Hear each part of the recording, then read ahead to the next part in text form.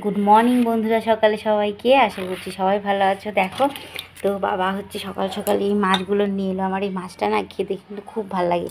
এটা গিয়ে তোমরা কি মাছ বলো আমি জানি না, এই মাছটা একদম ইলিশ মাছের মতন টেস্টি লাগে আর একদম খুব সহজে ইলিশ মাছের মতো রান্না করব। তো মা হচ্ছে বেগুনগুলো কুটে দিচ্ছে। এত বেগুন মা আর লাগবে না, অলরেডি দুটোর কাছাকাছি হয়ে গেছে, আর দিও না। এই বেগুনগুলো মা কেটে দিচ্ছে। তো সঙ্গে থাকো আর পুরো ভিডিওটা দেখতে থাকো, একদম ইলিশ মাছের টেস্ট পাবে এই মাছটা কীভাবে রান্না করলে। তো দেখতে থাকো পুরো। মা আলু ছুলে দিচ্ছে। আর এই রান্নাটা এত ঝটপট হয় কি বলবো, আর কি না দেখলে বিশ্বাসই হবে না। তো মা হচ্ছে আলু বেগুনটা কুটে দিয়ে গেছে।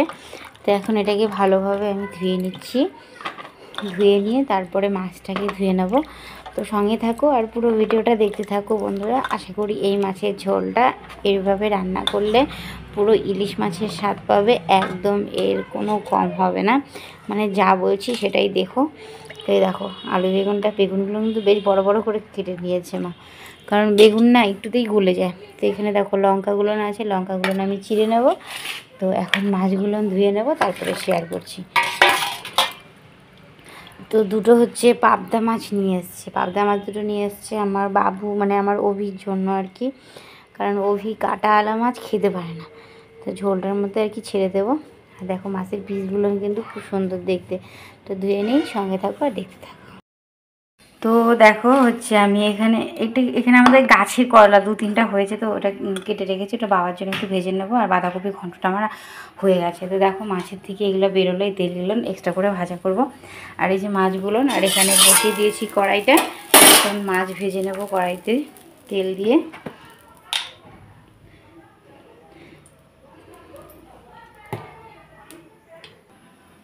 তো এই যে কড়াইটাও আমার পুরো চেতে গেছে।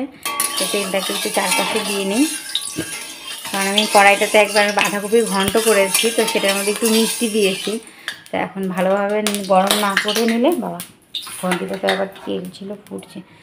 তো এই যে মাছগুলো এখন দিয়ে দেবো।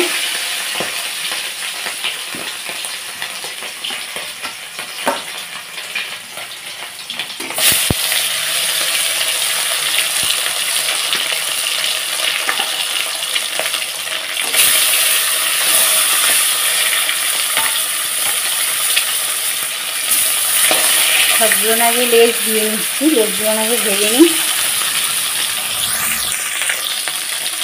তো মাছগুলো এখন আমি উল্টে দেবো।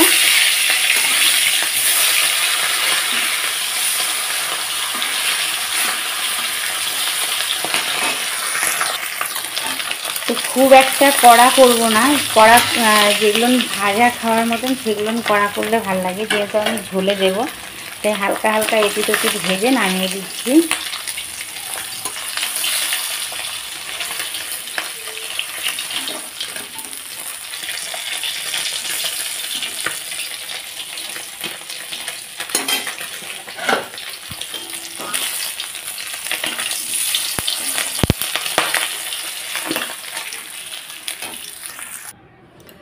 তো মাছগুলো ওখানে নামিয়ে নিয়েছি। এখন এই মাছগুলো বাদ বাকি যেগুলো আছে ভেজে নেব।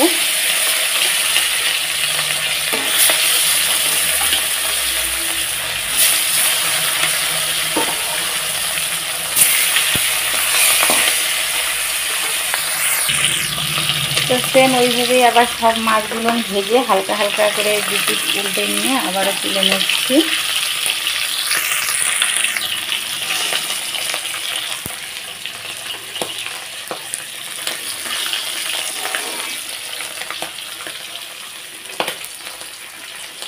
তো বন্ধুরা এই মাছটা কিন্তু এইভাবে রান্না করলে একদম ইলিশ মাছের টেস্ট পাবেন, আর খেতেও একদম ইলিশ মাছের মতনই লাগে। তো ভিডিওটা ভালো লাগলে কিন্তু লাইক শেয়ার কমেন্ট করতে ভুলবেন না। তো দেখুন মাছগুলো আমার ভাজা হয়ে গেছে, এই কটা ভেজে নিয়ে তারপরে দেখাচ্ছি। তো এই যে মাছগুলো ভেজে নিয়েছি এখানে দেখো, আর এখানে এই কটা মাছ ভেজে নিলেই ব্যাস হয়ে গেল পুরো মাছ ভাজা।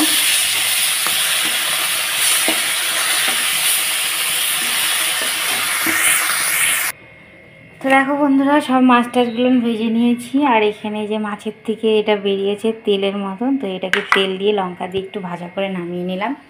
তো সেটা তো তোমাদেরকে দেখালাম না, তো ওটা কোনো ব্যাপার নয়। তো হচ্ছে এখন দেখো কড়াইতে তেল দিয়ে দিলাম আবার। এবার মাছের ঝোলটাকে ফোড়ন দেওয়ার অপেক্ষা।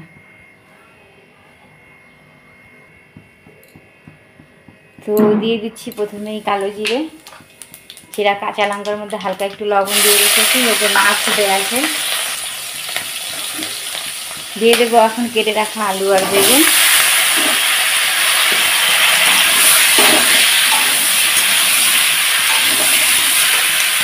দিয়ে দেবো আবারও যে পরিমাণ ঝোল আর কি বানাবে সে পরিমাণ অবশ্যই দেবে। এই দিয়ে দিলাম একটুখানি লবণ, মানে প্রায় 2 চামচের কাছাকাছি লবণ দিলাম, কারণ এটা একটু পাতলা পাতলা খেতেই আমার ভালো লাগে।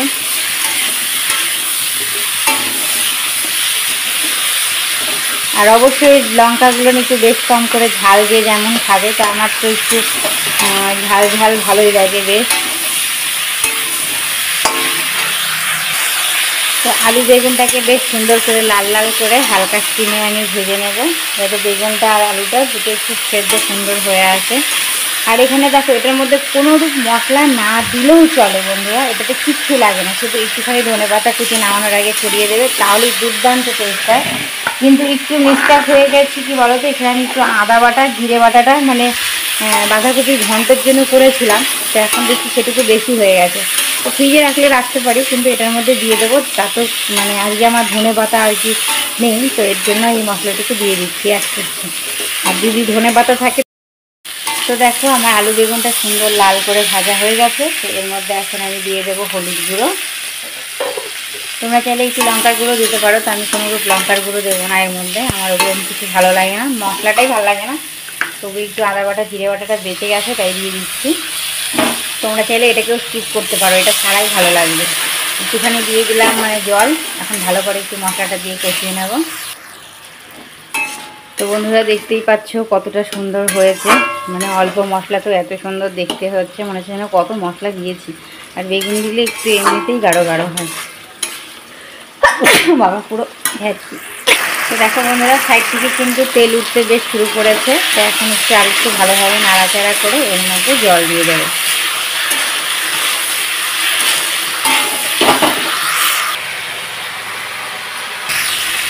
তো মশলা দিয়ে আলু বেগুনটা আমার কষানো হয়ে গেছে, এদিকে মাছ ভাজাগুলোও এখানে রয়ে গেছে। তো এখানে ঠিক পরিমাণ মতো যদি মাখা মাখা খেতে চাও 1 বাটি জল দেবে। তো এই বড় বাটি দিয়ে 1 বাটি জল দিলাম, আমি আর একটু দেবো আর কি। তো দেখো ঝোলটা আমার কি সুন্দর হয়েছে, খুব কিন্তু কমেও এসছে। তো এখন হচ্ছে মাছগুলো ছেড়ে দেবো। তো বন্ধুরা এটা কিন্তু একদম ইলিশ মাছের মতো টেস্টি লাগবে, কি বলবো, একবার খেয়ে দেখো, ট্রাই করে দেখো, অবশ্যই ভালো লাগবে। ভিডিওটা ভালো লাগলে লাইক শেয়ার কমেন্ট করতে ভুলবে না, চ্যানেলটাই নতুন হলে সাবস্ক্রাইব করতে ভুলবে না। আর প্রিয়াঙ্কা সুইট কিচেন থেকে, প্রিয়াঙ্কার তরফ থেকে আপনাদের অনেক অনেক ভালোবাসা। একটুখানি ধনেপাতা ছিটিয়ে দিলে কিন্তু দুর্দান্ত টেস্ট। তো ঝোলটাকে এখন আমি নামিয়ে নেব গামলার মধ্যে।